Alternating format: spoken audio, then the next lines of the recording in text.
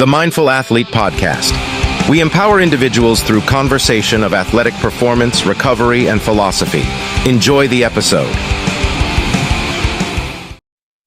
Hi guys, welcome back to the Mindful Athlete Podcast. Today we've got Jamie Beard, who is doing a charity event. It's 140 miles, is it, mate? Yeah, round about it. Yeah. What charity are you doing it for? Prostate cancer. Prostate cancer. That's something that a lot of men do struggle with, isn't it? Yeah, because it's Yeah. it's our number one killer when it comes down to cancer. Yeah. Top and that's what. Yeah.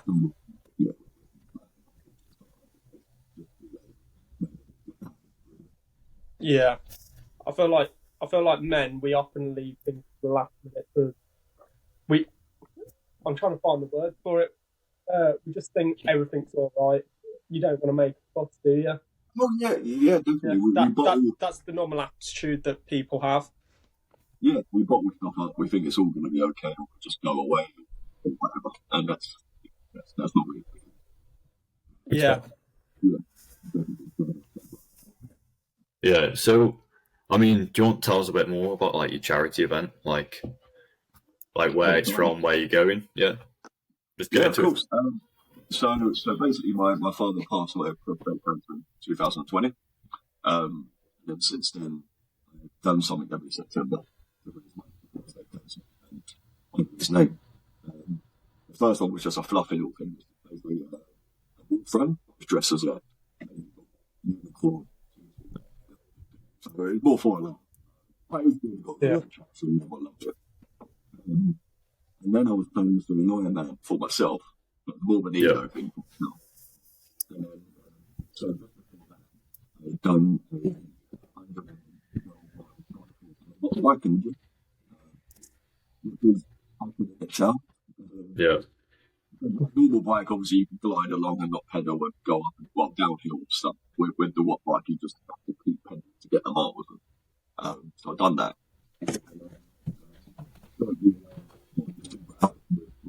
Myself, and that come up with this idea of me running from Cinderford, where my father was born. There was a resting place that was under Fulham, where his ashes are. That's my grandfather's grave. To run that with a tree. She was a gardener. Yeah. That's how Yeah, I mean, I've seen your Instagram with you running with a log, which is pretty mental, to be honest. Absolute savage. I bet it adds a bit more difficulty to running, and running's hard enough as it is. Yeah, no, the funny thing is, it was getting the log's position and stuff like that. Like when I first done it, it was weighing to one side, it was all leaning and getting twisted. Like, what's going on here? And then it's even, I've got to add more weight into the rucksack the log's resting on, so the log stays up. So it was finding out the right amount of weight to put in there, what to put in there. And eventually, it was my partner actually came up with the idea, going, just put some footballs in there. Like, like the old flyaway footballs you kick and get blown away, because they're just full of air. Yeah. So put them in there, and that holds the log into position. And so, so it's just coming up with all these crazy little ideas to get at least basically. Yeah. I bet your cause got some gains from it, from like the stabilization. Oh, definitely. It's crazy because obviously you do upper body strength and stuff like that. But running with a weight on you, you get so many crazy gains from it. Not only from your back, but your core as well. Yeah. Your posture gets so much better because you end up forcing yourself to straighten up when you're running. Because whoever runs, usually you'll notice afterwards, especially when fatigue sets in, you start leaning forwards, and then that just makes your running work. And with something on your back, stuff up straight, the right position. It's funny little gains that you don't really notice at first, and you get them from just running with weights, basically. Yeah. What I have realised is you run with barefoot shoes on as well, Vivos. Yeah. How did you acclimatise to that? Because I've started doing it, but it's hard. I've not got that. They're definitely worth it. At first, I bought some about 2 years ago now, if I remember right. And I just used it for the gym. because I wanted a decent pair of trainers for the gym, walking back and forth to the gym, basically. And that's kind of how I got round to that. And I eventually just took them on a treadmill. I used to run it in Salmon's footwear. I used to run with them, and which were brilliant pair of shoes, trail shoes, blah blah blah blah. I thought let's try with the Vivos, and I've done my first, just done sprints basically, like 30-second sprints. Done that for 20 odd minutes, rest, sprint, rest, sprint. And the next day, my calves were in. Yeah. It's from taking running barefoot. I was like, oh, okay. And then I realised what it's doing basically. It's changing your whole foot, the way your foot's positioning and things like that. And it's giving you these crazy little things that you don't get from running normally in normal shoes. So it took me a little while to get my head around that. And then eventually, just kept running with them. Eventually got used to it. And it's, the improvements are so good. It's, because before my left ankle would just, now and again would give way, so it would twist. I've had that for years. And then even running with trail shoes, I used to do it. But things running with the Vivos, not a problem. It hasn't happened once. So it's definitely. Yeah. Have you suffered with? Oh, sorry, mate. Carry on. No. So, have you suffered with any injuries whilst you've been training for like your ultra? Yeah. So I'm always getting little knocks here and there, and I've always had knocks like from 5 years of training. I don't think everyone's 98% of the time you are carrying some sort of injury. It might not be a big one, but there is something. But the major one was recently was my left calf. I've had it 3 weeks now, nearly 4 weeks, and it's literally stopped me from running. It happened after I'd done a 10k run with the weight vest in the gym. And then done that on the Thursday, Friday fine, Saturday fine, Sunday a little bit of a kind of knot started in the calf. Oh, not okay. Done a short little 5k on a Monday just to see what it's like, and then bang, it just hit me, and I couldn't. Every time I tried to run, it would just turn into a limp. Yeah. Eventually got that sorted after 3 weeks of hoping it would go away. Got that sorted. So I've done my first. Went to the gym today. Done a couple of sprints on the running machine there, and it's good. A little bit funny, but it's definitely 90% better. That's for sure. Have you been seeing a physio for that, mate? Yeah, that's who I went to as a physio, because my physio I used to go to now decided to move abroad, so that's out the question. Had to find a new one, and lucky enough she recommended him. So I went there and he done the job basically. Knows what he's talking about. He's a runner himself. He'd done an Ironman, so that's always good in my books. To have someone in your world basically. So they kind of understand what you're going through and what could be coming. Usually, so far so good. It's held up. Probably going to go for a run tomorrow. Yeah. Has the injury affected your mindset at all? Because obviously the charity event means a lot to you. So, has it worried you, or how are you tackling that? Yeah, it did. To be honest with you, at first I was thinking, oh right, it'll be okay. I can just go gym and just throw weights around and feel better. But I enjoy running, believe it or not. A lot of people don't, but I enjoy it. And not being outside now to run was getting to me. Obviously, I need to run for the event. That's what I need to do. So obviously that was at the back of my mind. But just running in general, stopped me from doing something I enjoy it got to me a bit. It was getting to me. So I went a bit heavy on the squats to make up for that, and then regretted that the next day. But it affected me a bit. But I'm glad it's sorted. I mean, you're on a Supra, aren't you? Right? Yeah. Yeah. It was Ross that come up with the idea. Really. Say again, sorry? It was in that app we was chatting about the idea of doing the charity event, and that's where it come up with the tree and. How are you finding that? What, the app? Yeah. Yeah, it's brilliant. It's not just because I'm a fanboy of Ross. It is literally I like that style of working out. I've always liked it. It's wacky. It's different. Yeah, and I like it. I've had the Gymshark app, which was fine. I've had a couple before. They were just basic. I'll be honest with you. They were just basic. It's just not enough. Yeah, I think a lot of endurance athletes don't incorporate enough strength training into what they're doing. Like I've realised you do a lot of strength training alongside your current thing. Yeah. It definitely makes a difference. I've managed to break 3 of my own personal records after doing training. That just proves that it does. Well, for me, it does definitely help with running in general. You know, a lot of people mix up strength and power, and they kind of associate the two. Whereas for me, strength is building strength in your muscles, as in they won't break down on you. And you've got,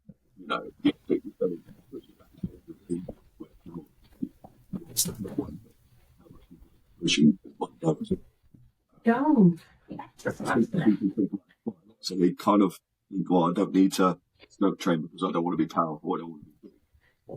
But they don't do it, and they just concentrate on cardio. Yes, down. So do you do a lot of single leg and balance work then to obviously stop like injury prevention during your running? Pardon, say again, sir? Do you do a lot of like single leg work, like lunges and that, and balance work, just to stop that? Yeah, I do. Yeah, I do a lot of lunges, just to keep the balance right, and just single leg type squats. So I do them mainly in the morning. That's more with my flexibility, which I do in the morning now because I used to go gym early in the morning for 30. So I have to swap that over now, where I wake up and I do flexibility or mobility. And stretching to keep my body just flexible. Be honest, and I absolutely despise doing it, but I've got to. I used to hate like mobility and doing stretching and that, and then like I got this app and it started to like turn into a little bit of a game. It's called like GoWOD. Okay. So, like, it measures your flexibility, so you measure it once a month, and then you do it, and then like it has your hours, and each month I kind of like want to beat how many hours I'm getting from stretching. Yeah, so it's like a competition. That's good. I'm like really competitive against myself. That sounds like the perfect athlete. I like that. Yeah, you want to beat your goals, so therefore you keep doing the stuff that you Yeah. So is this your Ross friend? Just out of curiosity. It is a Ross actually fan, Don't tell you how I can tell. Oh. Do you know when Ross was talking to you? The hand gestures. And the arms, I don't know. Okay. It's very Ross, sorry. Sorry for disturbed the people. I do that way a lot. Yeah. Did you go Lift Manchester or anything like that? Yeah, went to that one. When was that? Whenever it was. That's the one she's getting at with the. Because that's when we met Ross, and it's very. It's the arms folded over in the hand. It's just the one hand. Yeah, I think Jamie might be a bigger Ross Edgley fan than me, which is saying something. Yeah. Anyway, going back to mobility. Have you found like any, like, how would you say that's affected your performance, like, since you started doing it? It's definitely up the game. Yeah. Definitely. Because as a runner, I've always been a sprinter. I've always just sprinted, basically, and I always run too fast. I've always done that. And the mobility, I know it's going to sound very weird, my strides were always short. Yeah. Mm-hmm. And with the mobility, they're now longer, but I can do longer for slower, if that makes any sense. Yeah, okay, I get that. As a runner. It's quite strange. And that's definitely down to the mobility / flexibility. Otherwise, I wouldn't be able to do that. I'll end up pulling the hamstring. But I'm not doing that now. I'm not to do it as much because I've got to adjust my steps to more. So when I run without the weight, I end up to kind of hopping along. It's just too strange. I have to hopping along.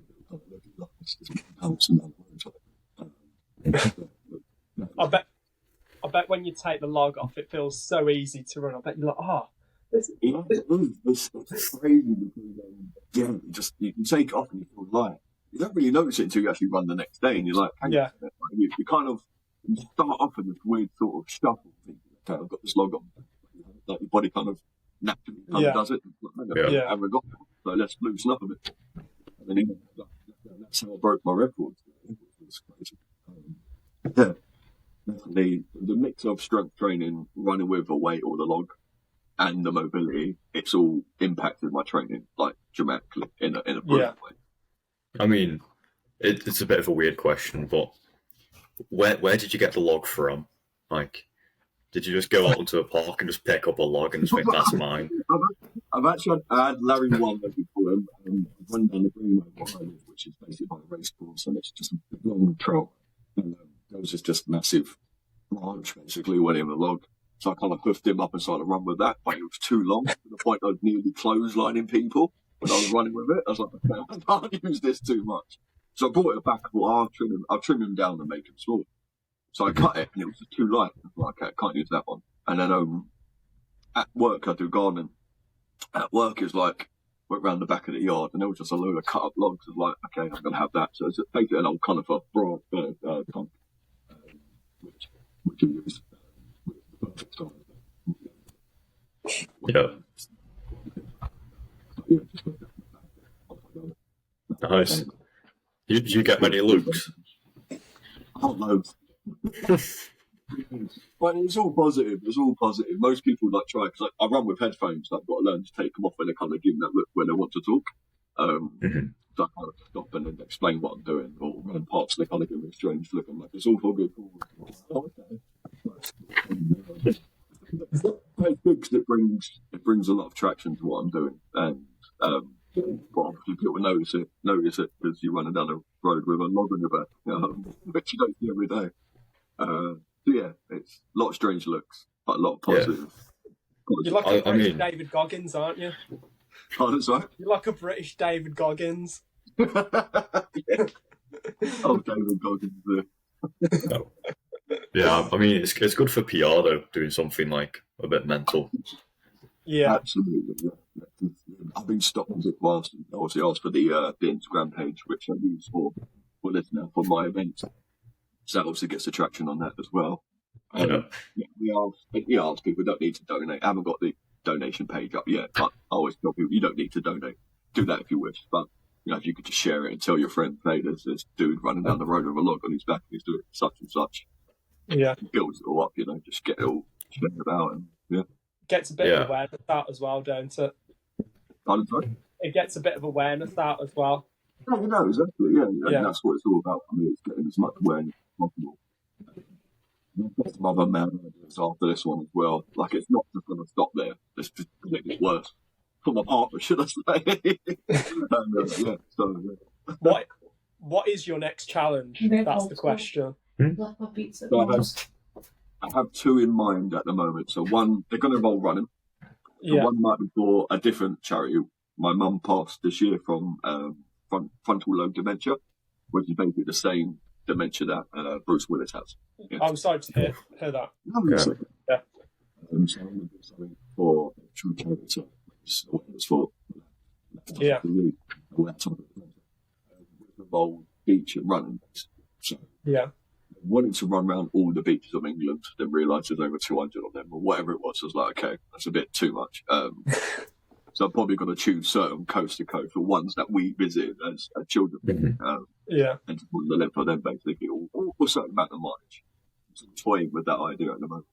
And then the other one is I want to run around freshwater lakes in the UK and such. Again, I want to run around all of them, but there's a ridiculous amount, so it's just the top 10 of it, really. So that's another plan. There's a few more in the pipeline, which I'm not going to say just yet because I'm still toying with them. Some of them just sound so mental, when you say them out loud.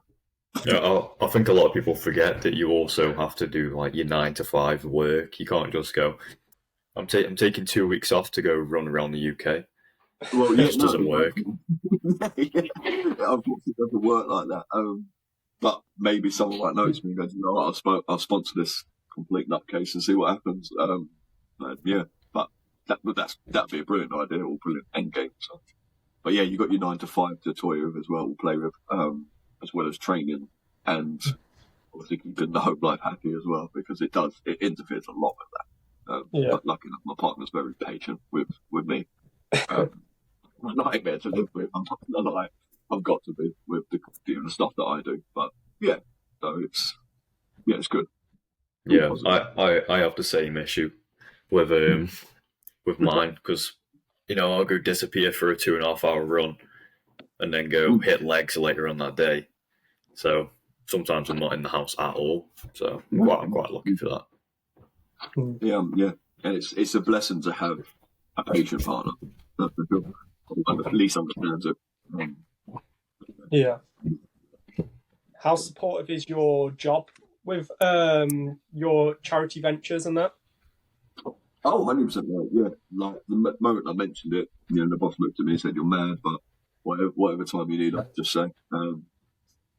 He also understands that I could possibly, after this event, I could be off work for quite some time. Up to a week. All depends what happens, So, but he totally understands stuff like that. So it's good. It's good. Yeah. Yeah. I mean, how active were you as like a child? Did you play many sports or? I'm not really sporty person, apart from sprinting. So I used to run a lot for my school. With schools for the 2 schools I went to. So mainly sprinting, and then turned into a teenager and kind of just stopped. And then left school, done boxing for a little while, and then stopped boxing, and then just fell apart after that. Alcohol and women took over, and just it just all went downhill from there. Really, for me, health wise, put on a silly amount of weight, unhealthy weight, and then heartbreak happened, and then just got back into fitness again and fell in love with it. And haven't looked back since. Nice. Yeah, I think a lot of people who end up doing like crazy like fitness ventures just didn't really do any sports when they were younger. I've been on the podcast. Yeah, I can agree with that. Like, I didn't play any sports. I was like a 50-kilo noodle. Hated anything to do with running. Yeah. And now it's my favourite thing to do. It's like doing crazy shit. It's weird because I always thought I wanted to do this and do that. And then when I was an adult, I was thinking, I just never did. I just didn't have a get up and go, or just kind of gave up with the dream as such, and just settled for a life that, eventually looking back on it, I wasn't happy with. So yeah, it is strange, and now I'm kind of, I guess, making up for that time. Took a little while to go over, 20 odd years. I'm there. I mean, that's the thing, is set yourself these harder goals, but the fulfillment that comes with it's worth it, isn't it? So. Oh, definitely, yeah, definitely. And it's the memories you make as well, what you leave behind. So yeah, people can kind of look back, and I guess that's what the useful thing about social media is. It's kind of like a diary that people can look back on. When I leave this spinny planet and be like, let's just try something wacky, or just push yourselves, or just go for it. Yeah. I think the fulfillment of like getting back and just saying, "Oh, I'm off out for a run," and strapping a log on your back and seeing people fucking looking at you like you're crazy, it's good enough, So that must fill you with so much like motivation, being like, "Oh, I've got a log on my back." Most people don't even run, yet I'm doing it with a log on my back. It's weird because I can't really explain it. For me, the madness is like a normal. I know it sounds crazy to say that, but it's like a normal world for me to do something really strange. Yeah. And it's different, and like you said, the motivation is definitely there because you're pushing. I'm pushing myself a lot more with running. As you know, running hard enough as it is, because it's probably the only thing, one of the hardest fitness things you can do in that way, especially mentally, because you can come up with every excuse not to run. Let's be honest, you can come up, you say it's too hot, too windy, too cold, too wet, can't be bothered, haven't had enough. There's so much stuff you can come up with running. You can run for 5 minutes, go, do you know, I can't be bothered. You know, and there's so much, like I said, you can do. So many excuses you can come up with to stop it. Do you find? Sorry, carry on, mate. Do you find that you do you procrastinate a lot? Do you, because like some runners say that they just stare at their shoes for like half an hour before going out for a run. Have you ever had them days where you're like, I really don't want to do this, and you're just procrastinating, and then you have to talk yourself into it? Oh yeah, so I've got this habit of getting up at 4:30 in the morning and training. I always push myself that way. Don't get me wrong, there's days where I woke up and looked at that alarm or heard the alarm go off and looked at the watch going, what the hell am I doing? But then I just get up and go and do it, and I kind of force myself to do it. So yeah, I do sit there and make every excuse under the sun from time to time. But I just go in there, basically. It's time. Chances are once you finish, you might hate it at the time. But once you've done, you're gonna feel so much better. So much better. Otherwise, I'm thinking myself the next day, going, "Oh, why didn't I do it? Why didn't I do it? Why didn't I do it?" Like I know exactly what I'm. It's like anything in fitness, though, isn't it? It's like you hate it either before or doing it, but then like after it feels like so much better. You're like, oh, why did I worry about it? Especially if it's something. Especially if it's like a hard session or something, you just look at it and you're like, oh, that looks a bit tasty on after, and then you do it and you're like, oh, that wasn't as bad as I thought. No, exactly, yeah. It's funny because you kind of get to that mode, like, so if you're doing the strength training, I'm doing German volume at the moment. So when I was doing the strength training, you get to your heavy lifts, you know, you do your 12, 10, 7, and your 5. 5 of your 9, 7, 1, 3. You always try about your 5. And then you get to them, and your body's, mentally you're going, you know what, this is getting heavy now, I should stop.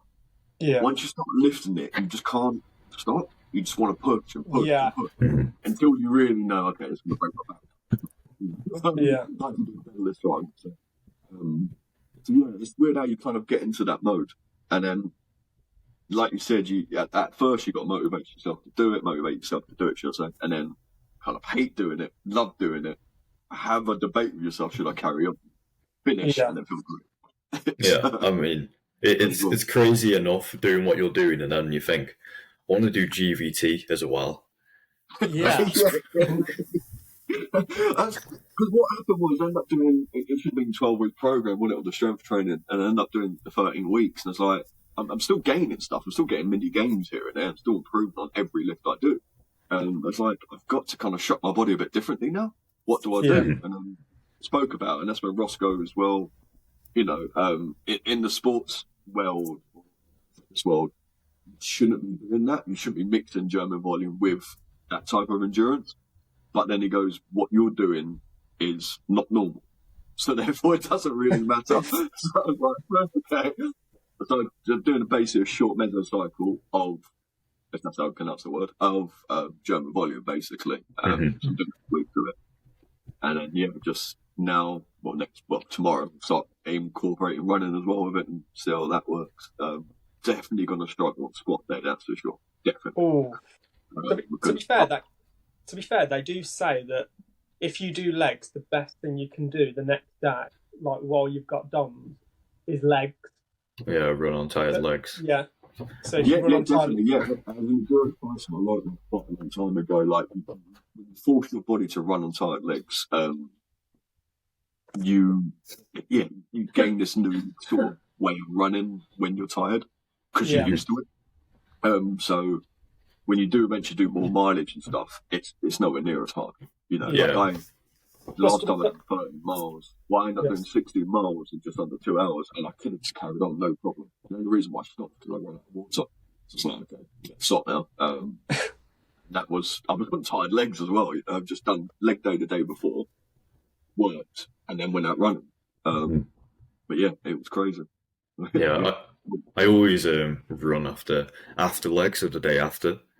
I mean, it's always a few hours after I've done legs, like, so I don't dilute the stimuli, but I think it's the best thing to do for endurance athletes is go straight away. Definitely. And it's always. I think the worst thing people can do is just rest too much. Yeah. Especially when I say rest, I mean just sit down and not do anything. I think that's the worst thing anybody can do, because you've got to keep that body moving. Obviously, if you've got an injury, it's different, but you've got to keep the body moving. You know, even if it's a light jog or brisk walk as such, just keep it all flowing, and that helps with healing as well, with recovery. It's a bit of an unpopular opinion, but I don't think many people actually overtrain. I get at the minute everyone's I'm overtraining. And I think what that's down to is like lack of nutrition, sleep, anything like that. It's not people overtraining. So I agree with that. The majority of the time it is down to either sleep, not fueling your body correctly. So I think some people rest too much. Yeah, exactly. I think once I probably overtrained out 5 years, to be honest with you. And the DOMS hit me hard to the point I was actually ill. And I knew, okay, I pushed it too much here. And that's when I first started to train, about a year into my training. And I was shaking in the shower, like it boiling hot shower, and I'm shivering. I'm like, this ain't right. So that was just, the whole system was going, what the are you doing, sort of thing. So that's probably the only time. Plus, it's like really weird. Like when you overtrain, like you can't get to sleep either. Like you're really tired, but you can't sleep. Yeah, your body's just it's like you're sentient. Yeah, it's all just crazy. Yeah. And we spoke to one of our we spoke to one of our previous guests about it a few weeks ago, Adam, didn't we? And he said he had the same. Like his central nervous system was just, he couldn't even get to sleep or anything. Yeah, it was destroyed. It's just all over the place. Everything's going mental. Weird. Like you've got this weird adrenaline rush and you've got to get up and do stuff even though you can't. It's so hard to explain. Yeah, strange. Yeah, I can only think of one time I've ever overtrained, and I've done like some pretty hard sessions for a few weeks, and that would have been, I gave Rossi's rope climb thing a go when I was like 17, probably 18, and I remember being stood in the shower with my arms straight out, tendonitis going all down my forearms. It was disgusting, and I was still trying to do other sessions in the same day, is like doing like 400 climbs that day. It was shocking.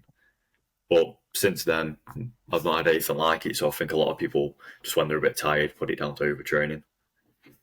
Yeah, they do, and I think that's another, I guess, an excuse people come up with. We naturally don't. Our body's there our brain's there to keep you alive, so it's always going to put you off from doing stuff, It's always you got to kind of overwrite that as such. It's weird, but I agree. We've kind of spoke about this before, haven't we, Josh? Where we say when you're tired, your brain just chooses like the easiest option, and you've really got to make the hard option so that when you are tired, your brain's not automatically hardwired to just stop. But I'm sure that's something you've had to do. But then at the same time, it can be quite dangerous, because when you teach your brain just to shut off from all that pain, like eventually that little voice, let's call it the chimp, silences, it becomes a lot harder to stop yourself from doing stupid stuff. So like you'll just go through it, and you'll just, like, let's use squats for example, like you'll just keep on piling the weight on, and it feels fine. And then all of a sudden, and you'll be like, oh, I can just train through it. Because you're like, oh. So I think it's a good thing, but I do also think it's a bad thing. But in Jamie's case, I think it's a really good thing, because obviously when he's got doing that 140 mile with that log on his back, nothing's going to stop him. Yeah. I've got to switch that part off, definitely, because no doubt there will be a part where my brain, everything's got to be screaming at me to stop. It's just breaking through that wall.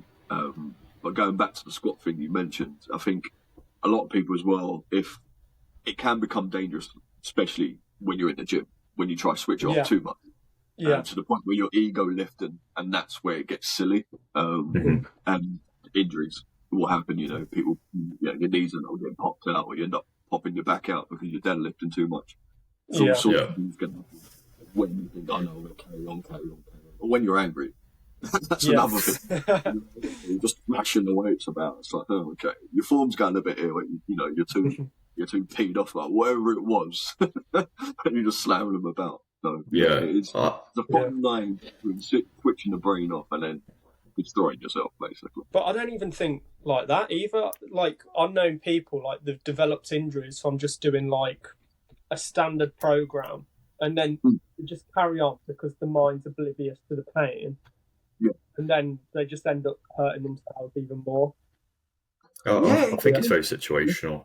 Yeah. It's a strange one. I think you've got to listen to your body. You've got to be in tune with it correctly. You've got to listen to it. You've got to understand it. I think there's a time and a place to like listening. Yeah. So like, say if you're in a competition, you're not going to listen to anything in that brain. You're just going to switch off. Same with doing ultras. You're just going to switch off. You've got to. Because, like I said, your body's going to be screaming at you then to stop whatever it is you're doing, even though you can carry on. I think David Goggins said it. By the time you want to quit, you're only 40% through anything, or it's only 40% there. So you've got a lot more to go, and that's when you've got to just go, do you know what, I can do this, and just carry on, really. I mean, when I go running, I have this instant voice. I go about 500 meters, and it's stop. But then once you're like a kilometer, 2 kilometers in, it settles down. It gets a lot easier, and I think that's when you're running, it's a lot better to have that voice in your head, like to not stop. But then with lifting, it's a bit different. And it also, I think it comes down to your motivation. Like for you with your event, it's very like intrinsic. You're doing it for your own reasons. So I don't think you're getting to listen to that voice telling you to stop. Yeah. No, definitely. I can't. I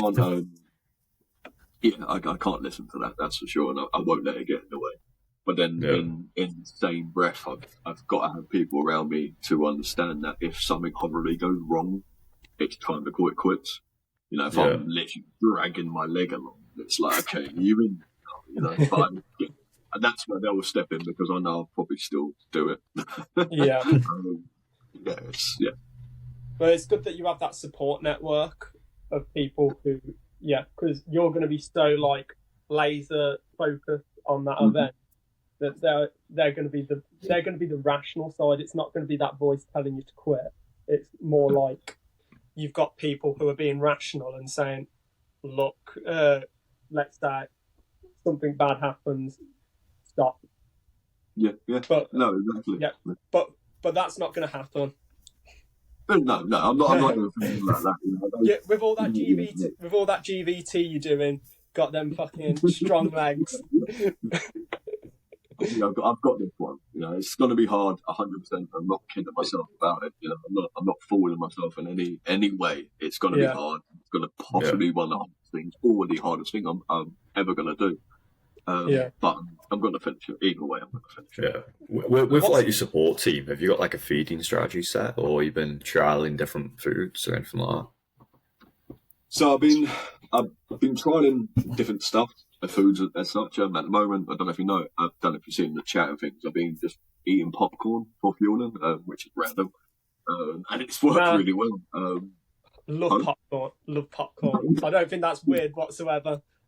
So I've been having that because it's dense in carbs, and it's just I just find it so useful. So I've been eating popcorn. You can digest it pretty well without it causing any issues while you're running. So I've been having that, and then on the run having some gels, which my stomachs are getting used to.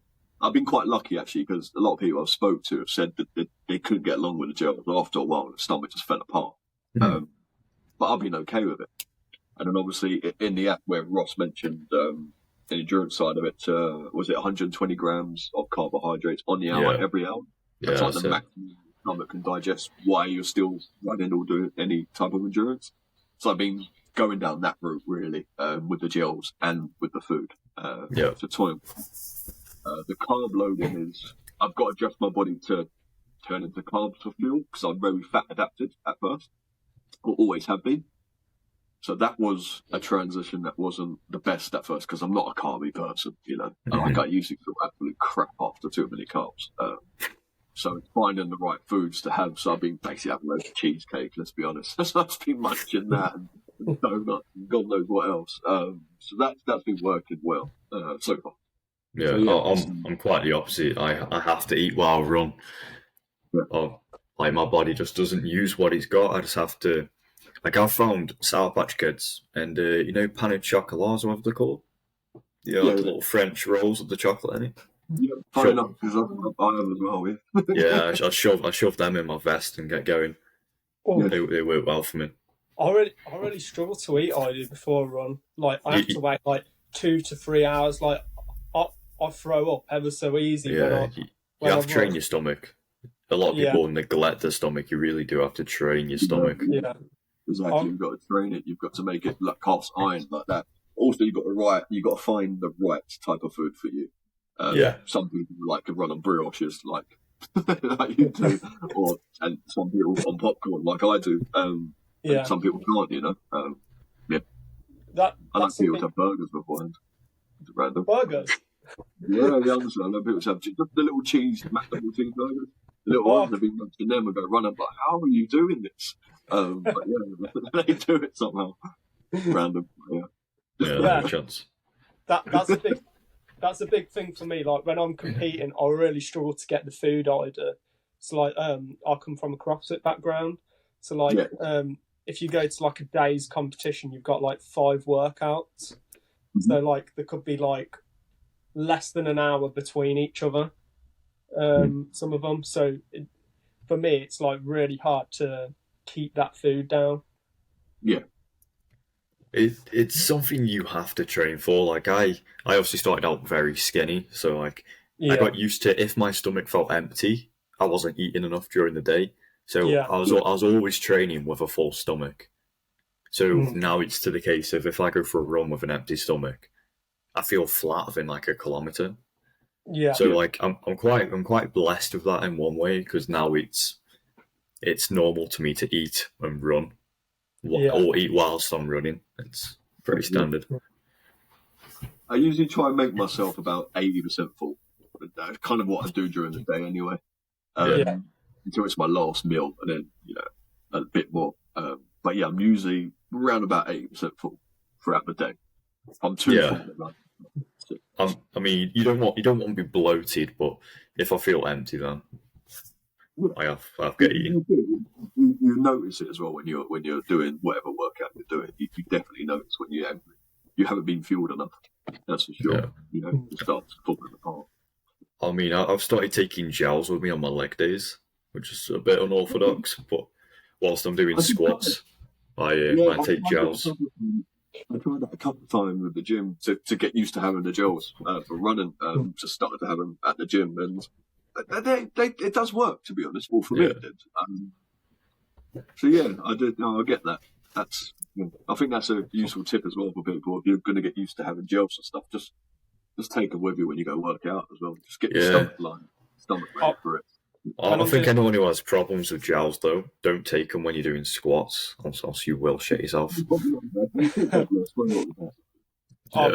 When I'm doing squats and that, I like taking like Haribos with me. So I'm waiting a long time between. What's that? When I done the 112-mile cycle on the Watt bike, just Haribos, and then some other gels as well, and some other mats. So I was just fueling on that, which was quite funny, and protein bars, which I'll never do. I read in a. Sorry, mate. Carry on. I had protein bars as well. So okay. Don't do that. To be fair, it's interesting you say that. I read in a book, Matt Fraser. He said that when he's doing like long sessions on a bike, he got told by an exercise physiologist to have like Snickers bars. Mm-hmm. Okay. Apparently it's really high in carbs or something, and it fuels you a lot better. And he was just like, apparently he said, "Are you sure?" And like drink Gatorade or something, what they have over in the States, like. Right.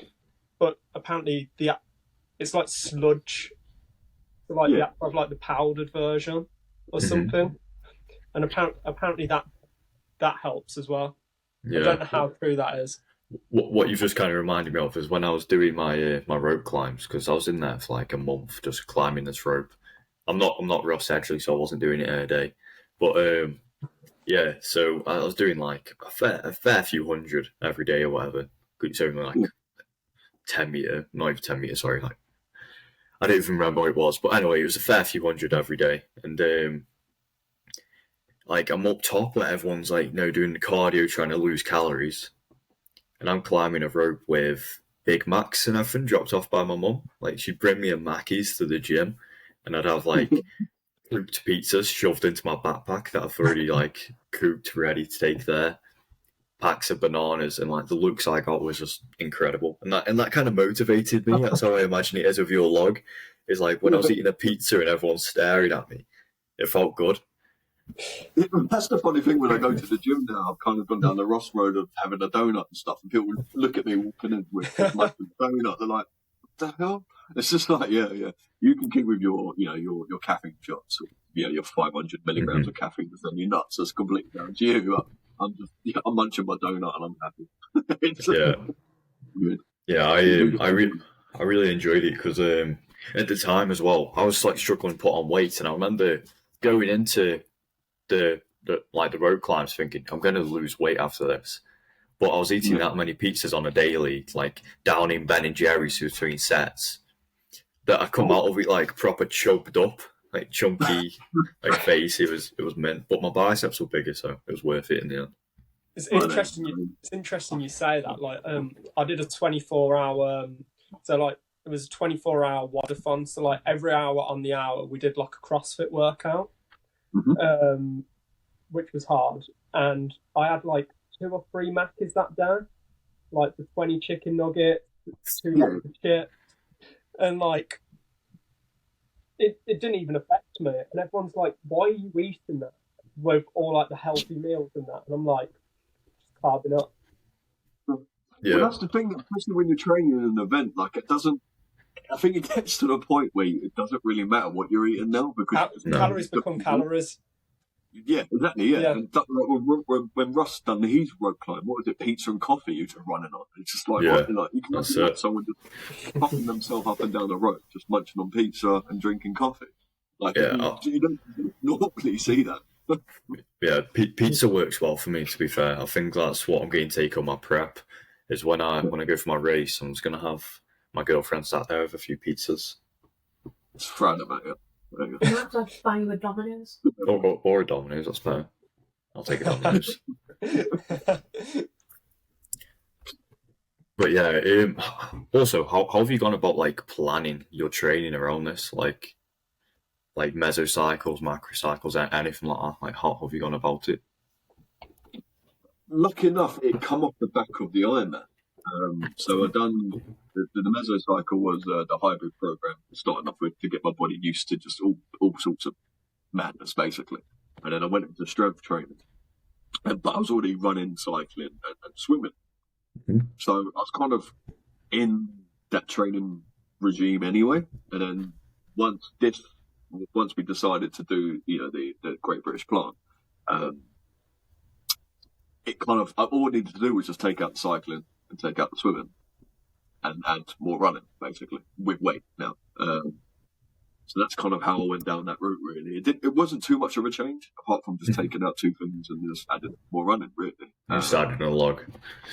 Yeah, just ran along. So yeah, it wasn't too bad of a transition or too much planning, really. Yeah. Theory-wise, that's changed because it's very random for me, because when you do it in the app or any app, really, there are so many times you train a day, a week, you'll say, and mine's 6 to 7. But then also you include work with that as well, which is physical form. And I train twice a day, even if it's just mobility in the morning or jog in the morning. And then later on, I got my second session. It's like, what calories do I do then? Because it's going to be more. If I'm at the moment, I'm cutting. Yeah, so I've done my bulking now. It's just cut, get down to a good running weight. But if I put the, for argument's sake, cutting in there, it's like 2,500 calories or whatever it is a day. Unfortunately, that's not enough. So I need to kind of balance that and have kind of a maintenance calorie. You get my meaning? because the amount of working I'm doing. Yeah. So that took some time to adjust that, but I've got that now, so that's so yeah, that's probably the hardest part of working, the transition between two, really. Yeah. But got there in the end. How was it training for an Ironman? Because that's on the cards for me. I really want to do one. I've always wanted to do one as well. Yeah.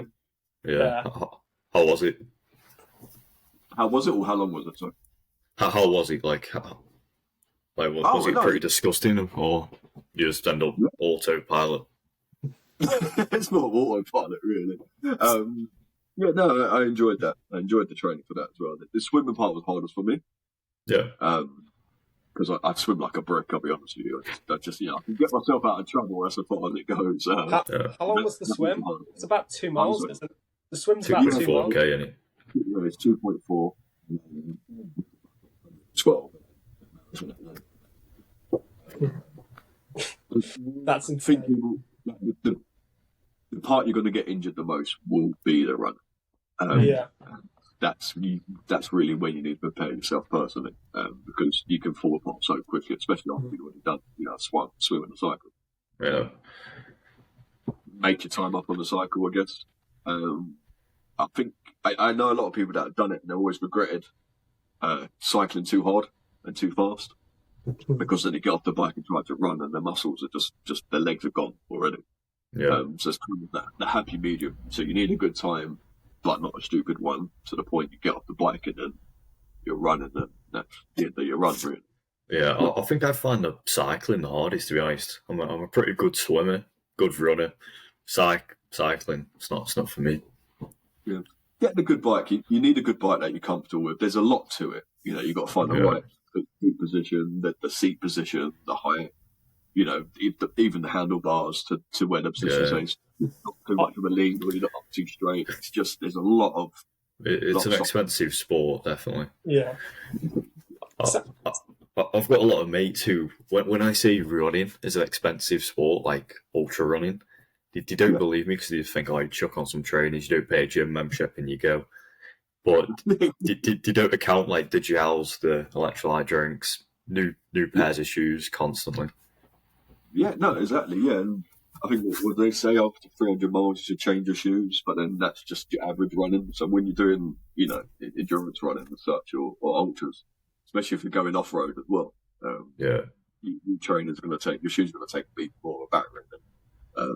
And that's what I like about the Vivos, mine basically the soles are made by Michelin tyre. So they should be right. And there's nothing wrong with them, to be honest with you. So, yeah, it definitely is. It does take a toll on your bank account, that's for sure.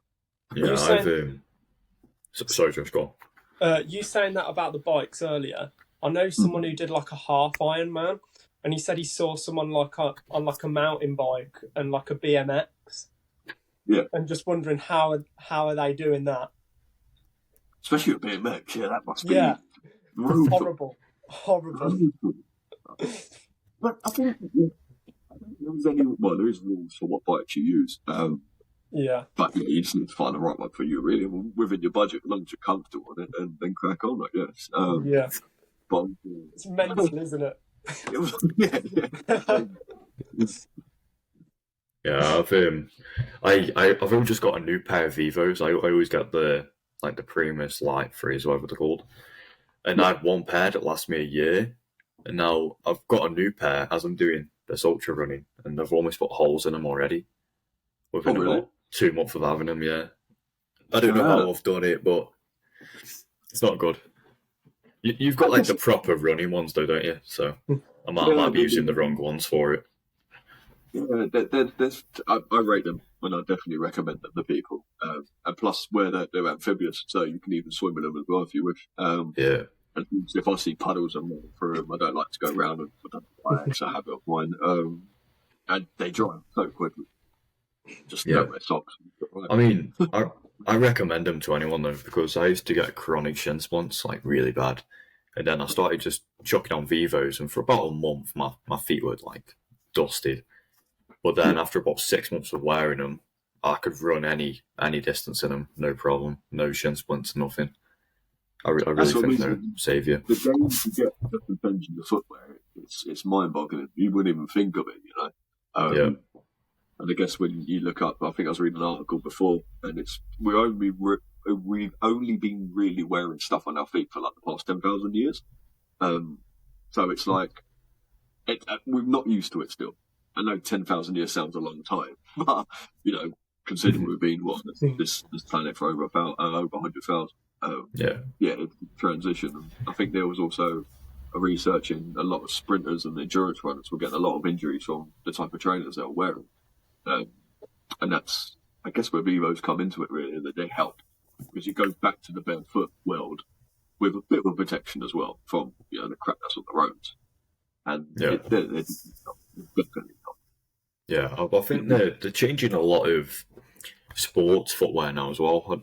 I remember seeing, I don't know if it was rugby or not, where typically in rugby they have like very pointed shoes, whereas now they're adopting more of a wide toe box in rugby.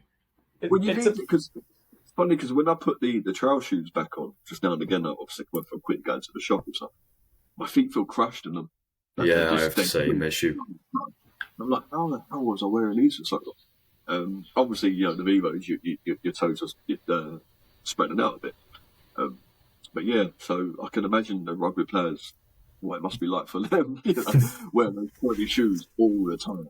Yeah, I think it's something you don't realise, because I used to always wear like quite restricted toe box shoes, like with running and everything, because I had no idea. And that's probably the case, but I never realised how much my feet were squished, whereas now when I go for my Vivos and chuck on like anything else other than Vans, my feet feel like, it feels horrible. It's a big issue in strength sports as well, like powerlifting, CrossFit, Olympic weightlifting, because the lifting shoes that they make, they're very stable on the heel, but they kind of go like very inward, like you're saying. Like when you're lifting, you want to kind of like make your foot like a tripod, like saying, like whereas with the lifting shoes, they just go they're quite narrow in the toe, so it makes it a lot harder to like squat. Well, not when you're used to it, but like you'd probably be better at squatting if you could obviously have wider toe box shoes. Yeah, you still need to get a pair of Vivos, Josh. I haven't got a pair now. People in the gym as well, they go with not so much socks when they're squatting or deadlifting. I'm deadlifting my socks. Yeah, I think that's why, because they don't realise it, but they're not. It's not comfortable in their trainers or the shoes that they're wearing. I don't feel. Just pick them up and do it. When I'm deadlifting, I don't feel stable in trainers or anything. Yeah. Yeah. Right, we're coming up to an hour, so do you want to shout out where everyone can find you, Jamie? Find that again, sorry? Do you want to shout out where people can find you on Instagram or anything like that? Yeah, it's just Jamie Beards. That's it. Well, Jamie.Beards, really pretty simple. You can find me on Instagram there. My Facebook's personal, so let's not worry about that. You can find us on Instagram at Jamie.Beards. The hashtag for it is hashtag the Great British Plant. You can follow us on there and support them as much as you can. Right. Cheers for listening, and we'll end it there, Josh. Yeah, okay, mate. Best of luck with your run, mate, and you'll smash it. Yeah. That's for sure. Nice. No doubt you see. Thanks for joining us, Jamie. All right, take it easy.